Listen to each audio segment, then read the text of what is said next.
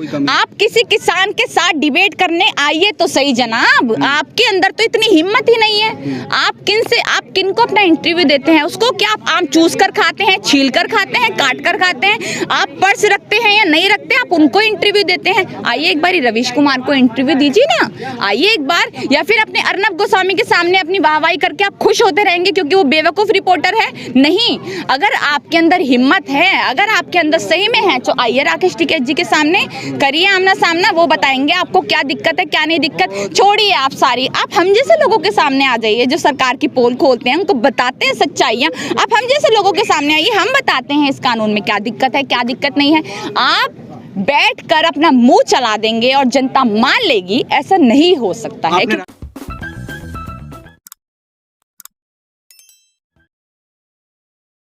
Ma'am, PM Modi ने तो कहा है कि पुरानी मंडियां रहेंगी और वो नष्ट नहीं हो रही हैं, तो फिर किसान आंदोलन क्यों कर रहे हैं और आप इनके समर्थन में क्यों आए? अच्छा, पुरानी मंडियां, देखिए जीएसटी बोला गया, इन्होंने बोला लाल किला था, है, रहेगा, लीज पर दे दिया गया। अब तो हमारा बच्चा ही नहीं है। बहुत सारी चीज़ें थी, है और रहेंगी। उनमें से पता है हमें, LIC थी, है, रहेगी, और बैंक्स थे, है, रहेंगे, एयरबस थे, है, रहेंगे, सब कुछ था और है भी और रहेगा भी।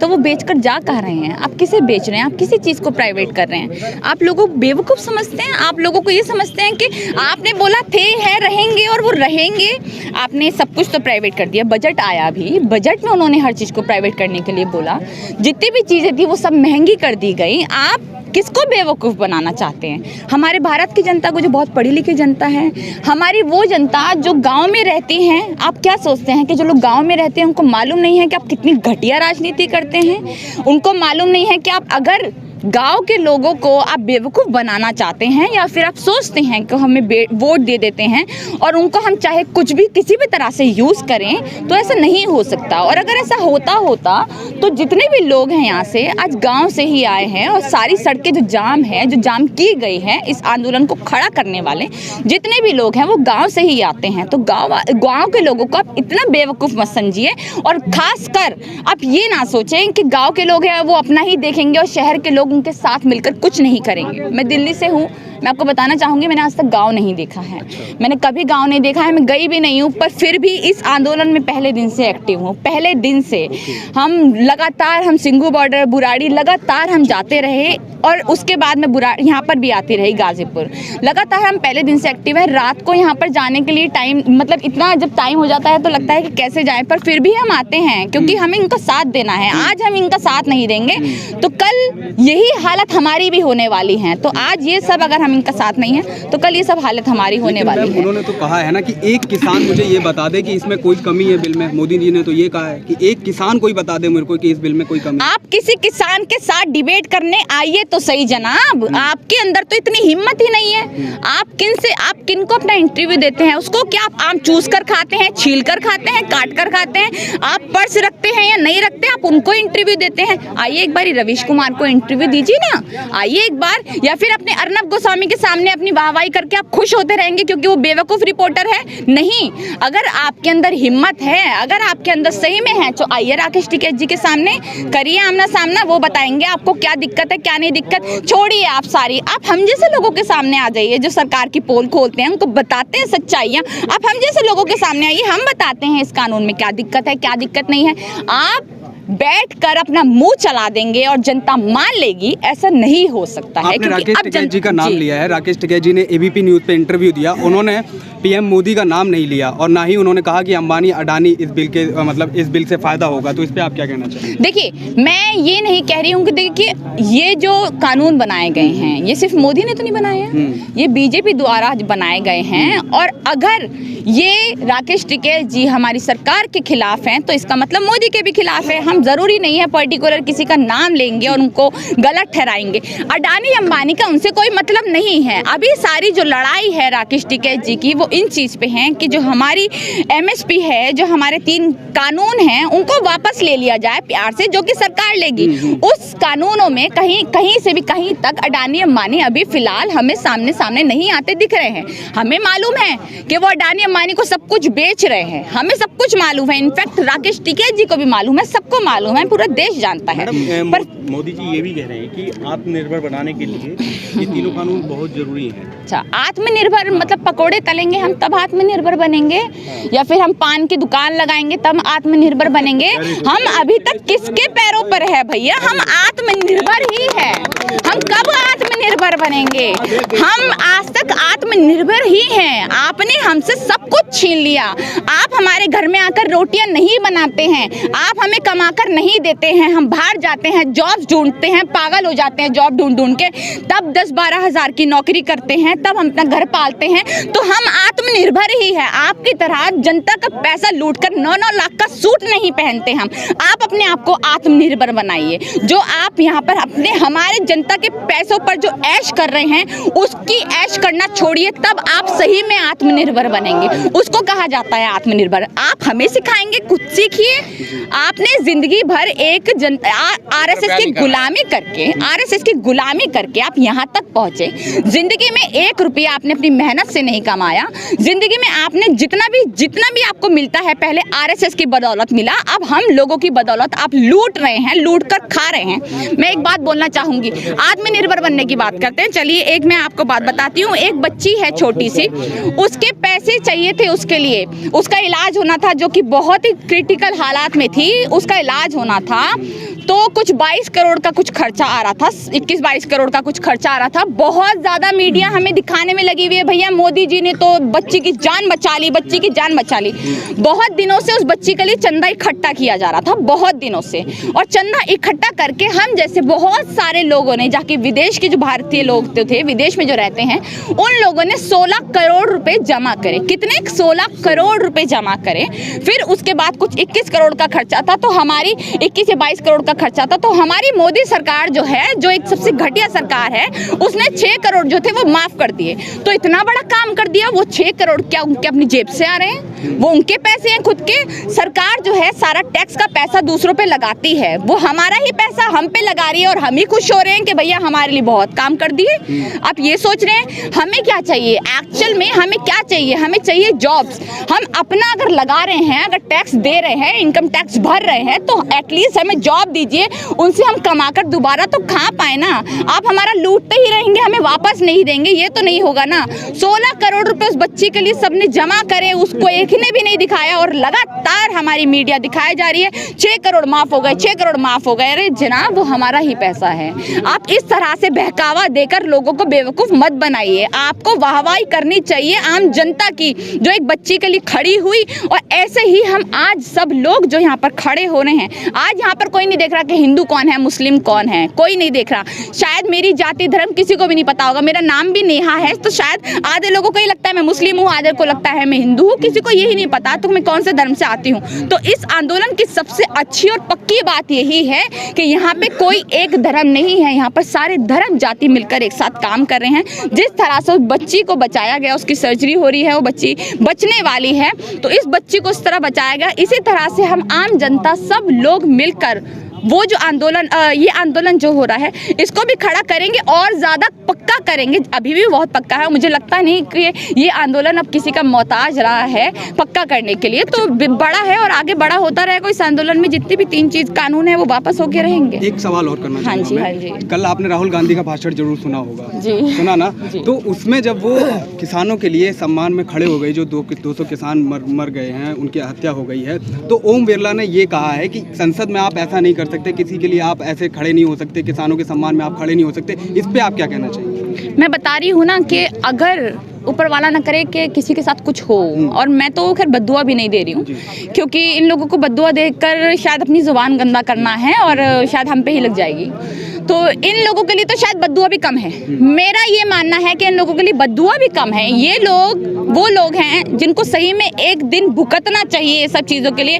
जो हमारे भारत में किसान जो शहीद हुए हैं, जो आज उत्तराखंड में हो गया, आप एक ट्रक लगाते थे, हम वहाँ से लोगों को निकालने में लगे हुए। हाथरस में कितना बड़ा कांड हुआ था। हाथरस का कांड कोई छोटा मोटा कांड था? बच्ची को जला दिया गया, वहाँ पर जलाकर मार दिया गया। पहले रेप किया गया बहुत बुरी तरह से, फिर उसको चुपचाप से जलाकर मार दिया गया, क्योंकि वो एक दलित की बच्ची थी, इसलिए उसको मार दिया गया। आज मैं सुबह जब न्यूज़ देख रही थी, सुबह तो जब ये बात आई कि वो जो लड़का है जो वहाँ पर मंगोलपुरी में जिसको मारा गया है, मंगोलपुरी में वो लड़का मर गया है, तो इन्हीं का कपिल मिश्रा आकर ये बोल रहा था कि ये लोग जो है, यहाँ ना कि कांग्रेस का नाम लिया उसने, बहुत सारी पार्टियों का नाम लिया, कि ये जो लोग हैं वो हाथरस वाली पर चले जाएंगे पर इस पर नहीं आएंगे। मतलब हाथरस की बच्ची से आप जिसके साथ बलात्कार हुआ, उसे जला दिया गया, अब आप अपनी मौत जो मौत होती है उसका भी कंपैरिजन करेंगे कि ये वाली मौत बड़ी है, वाली मौत बड़ी नहीं, उस पर तो चले जाते, इस पे नहीं आ जाते। आप ये देखिए जो हमारे किसान हैं वो कहीं ना कहीं हम लोगों में से जो 200 किसान अभी जिन्होंने जान दी है, वो एक तरीके से आप ये मत सोचिए, एक तरीके से सोचिए कि हमारी ही जान गई है, क्योंकि आज किसान ना हो तो हम भी नहीं हैं। आज किसानों की वजह से मैं यहाँ खड़ी हूँ, आप खड़े हैं, हम सब यहाँ पर किसानों की वजह से ही खड़े हैं। किसान ना हो तो आप बनाएंगे रोटी, आप उगाएंगे अनाज, या फिर आप वो जो खेती की फोटो डालते हैं वो करेंगे।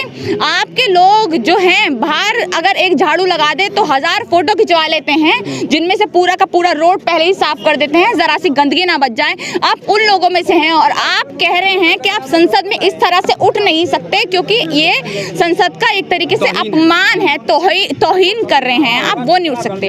मतलब देश का अन्नदाता 200 तो बहुत बड़े होते हैं, कोई एक 220, अगर हमारा एक अन्नदाता जो होता है उसे भी किसी तरह की परेशानी आए ना, तो हमारी संसद, हमारे कानून इस तरह के हो कि हमारी पूरी संसद साथ खड़ी होकर उस एक किसान के लिए खड़ी हो और बोले कि उसे ये परेशानी आई कैसे।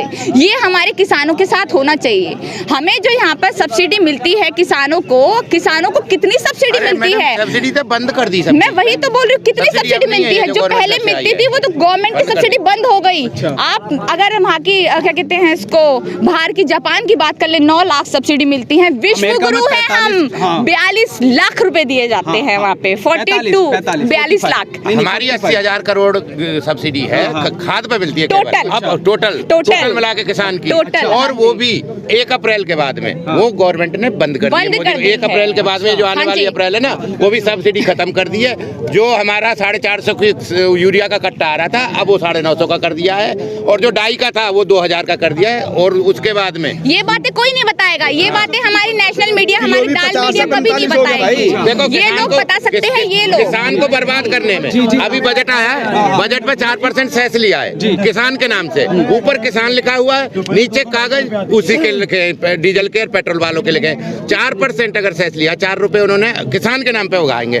आप एक बात बताओ, बड़ा आदमी है, पूंजीपति है, बिजनेसमैन है, या जो भी कोई जो काम कर रहा है, या कॉन्ट्रैक्टर है बड़ा, या बड़ा ठेकेदार है, या जो भी है, उसको तो एक्सक्लेशन भी है, जस्टिफिकेशन भी है, या नौकरी करता है तो उसको क्या वो उसका TADA होता है, महंगाई भत्ता होता है, उसे सब चीज मिल जाएगी। बिल्कुल, लेकिन किसान को कहाँ से मिलेगी? बिल्कुल। एक सेकंड में नेहा जी आपसे आखिरी सवाल पूछना चाहूंगा कि राहुल गांधी को कल बजट पे बोलना था, वो पूरे 25 मिनट का भाषण उन्होंने किसान आंदोलन पे दिया, इस पर आप क्या कहना चाहिए? बजट पे उन्होंने बात ही नहीं की, वो तो किसान आंदोलन पे ही बोलते रहे। मेरे को लगता है कि अभी जो हमारा सबसे बड़ी जो बात है, देखिए मैं पहली बात किसी पार्टी का सपोर्ट नहीं करती, तो कोई भी मुझे यहाँ पे किसी भी पार्टी का ना समझे, तो मैं यही कहना चाहूंगी कि अगर उन्होंने किसान आंदोलन पे बात करी तो मेरे लिए हमारे देश का अन्नदाता इस टाइम सबसे ऊपर होना चाहिए, सबकी प्रायोरिटी होनी चाहिए, और उन्हीं को नहीं, हमारे देश के जितने भी नेतागण हैं जो अभी अय्याशी के पैसे उड़ा रहे हैं, जो हमारे पैसे लूट कर अपनी अय्याशियों में लगा रहे हैं, उनको बंद करके हमारे अन्नदाता पे बात करें। इस टाइम हमारे लिए कोई मुद्दा सबसे बड़ा नहीं है, हम सबके लिए सबसे बड़ा मुद्दा जो है वो है हमारे अन्नदाता और हमारे ये 3 कानून जो कि वापस होने चाहिए, उसी के लिए हम सब साथ खड़े हैं। अच्छा, आप स्मृति ईरानी जो कि जब उसकी बात ना करें मुझसे, बोलना चाहूंगा क्योंकि मैं पूछना चाहूंगा, महिला है आप भी और वो भी एक महिला है, वो पहले सड़कों पर आ जाती थी, अब किसानों की इतनी हत्या हो गई है, सिलेंडर इतने महंगे हो गए हैं, और वो संसद में एकदम खामोश बैठी हुई हैं और वो विपक्ष पे ही सवाल कर रही है, इस पे आप क्या कहना चाहेंगे? देखिए ना, मैंने बताया ना कि ये बीजेपी सरकार इतनी घटिया, इतनी गंदी, इतनी बेतुकी सरकार है कि इस सरकार में अगर दूध का धुला इंसान भी होगा तो वो भी कलंक होकर निकलेगा, वो भी कलंक होकर ही निकलेगा। ये ऐसी सरकार है। अब मैं बता रही हूँ ना, राजनाथ सिंह को, आप स्मृति ईरानी तो खैर उसके लिए आई थी, राजनाथ सिंह तो पूरे के पूरे, जब कांग्रेस की सरकार थी 2013 में, जब ये पार्टी के अध्यक्ष थे बीजेपी के, तो इन्होंने जंतर मंतर पे एक छोटा सा आंदोलन हो रहा था किसानों का, तब इन्होंने किसानों के बीच में जाकर ये कहा था कि देखिए कांग्रेस आपकी बात नहीं सुन रही है, कांग्रेस ये कांग्रेस वो, इन्होंने 100 बातें सुना दी थी कांग्रेस को जब एक छोटा सा आंदोलन हो रहा था। आज सारी सड़कें जाम है, पूरा भारत देश एक है, भारत के बाहर के लोग भी आज हमारे साथ हैं, भारत के बाहर के लोग मैं बता रही हूँ, भारत के बाहर के लोग जो है वो हमारे साथ हैं, आज इस कानून के खिलाफ हैं, पर आज फिर भी वो राजनाथ सिंह अपनी चुप्पी बांधे बैठा हुआ है। कहाँ हो भाई साहब, निकलो ना। जब एक छोटा सा कानून आया तब आपने बहुत ज्यादा सरकार की, कांग्रेस सरकार की वहां पे थू कर दी उस पे कि ये ऐसी है ये वैसी है, कांग्रेस ने ये नहीं किया, कांग्रेस ने वो नहीं किया। आज आपकी सरकार क्या कर रही है, आप एक बारी बाहर निकलिए, जनता से सामना कीजिए। और स्मृति ईरानी की जो बात है, स्मृति ईरानी वो है जो देश का पैसा लूट कर बस खाने के लिए बनी है, उसको देश से कोई मतलब नहीं है, देश की बेटियों से कोई मतलब नहीं है। हाथरस कांड हुआ था, देश की बेटी ही तो है ना वो भी तो बेटी ही है ना एक देश की, उन्होंने भी कभी ना कभी जन्म लिया होगा, वो भी हाथरस वाली जो बच्ची है कभी ना कभी उतनी बड़ी हुई होगी, उनको भी पता होगा बेटी होने का दर्द क्या होता है। जब ऐसा किसी के साथ हो जाता है उनको बाहर निकलना चाहिए था। कहीं दिखी वो हाथरस में? कहीं नहीं दिखी। जब वो एक महिला होकर एक महिला के लिए आवाज नहीं उठा सकती, एक बच्ची के लिए आवाज नहीं उठा सकती, तो कैसे हम उम्मीद कर ले कि हमारे किसानों के लिए, हमारे अन्नदाताओं के लिए आवाज उठाएगी? बिल्कुल नहीं। देखिए ये लोग जो है सिर्फ अपना सोचने वाले हैं कि हमारी भला भला हो रहा है, हमारे लिए बहुत है, हमें ना देश से मतलब है ना हमें हमारे देश के लोगों से मतलब है। देश के लोग मर रहे थे, मर रहे हैं और मरते रहेंगे, इनसे हमें कोई मतलब नहीं है। हमारी जो रोटियां सिक रही है, जो राजनीति की रोटियां हम जय श्री राम करके सेक रहे हैं, वो हमेशा ऐसे सेकते ही रहेंगे, वोट पाते रहेंगे, हमारी सरकार ऐसी आते रहेगी और देश की जनता को बेवकूफ़ बनाती रहेगी। थैंक यू नेहा जी हमसे बात करने के लिए। बहुत